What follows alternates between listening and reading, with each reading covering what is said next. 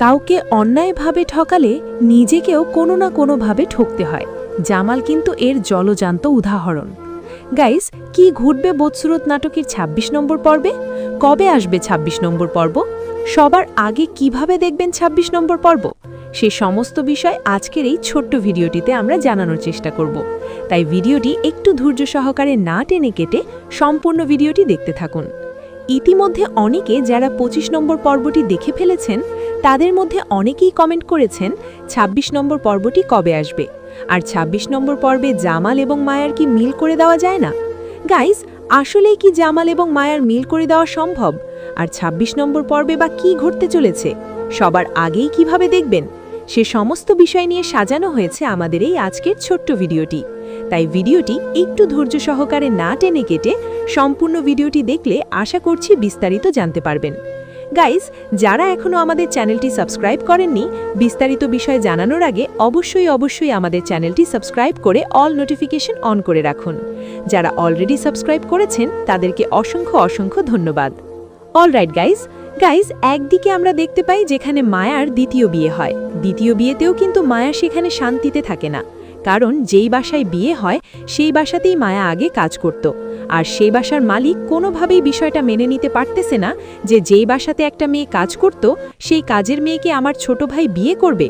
সেই কাজের মেয়েকে কিভাবে বা ছোট ভাইয়ের বউ হিসেবে স্বীকৃতি দিব, এইটা সে মেনে নিতে পারতেছে না, তার ইগো প্রবলেম।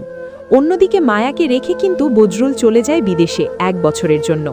১ বছর পর ১ মাস ছুটি পাবে, সেখান থেকে এসে আবার মায়ার সঙ্গে সংসার করবে। মায়া কিন্তু বিষয়টা মেনে নিতে না পেরে অনেক ভেঙে পড়ছে।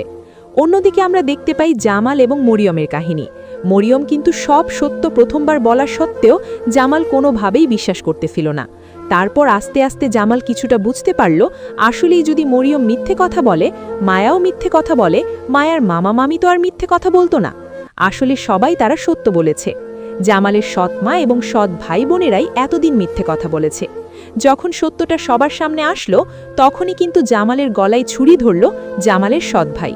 তখন জামালের আর বুঝতে বাকি রইল না এরা টাকার জন্য কত নিচে নামতে পারে। তৎক্ষণাৎ কিন্তু জামাল অনুশোচনা বোধ করতে থাকে, এমনকি মায়ার কাছে ক্ষমা চাইতেও যাবে ২৬ নম্বর পর্বে।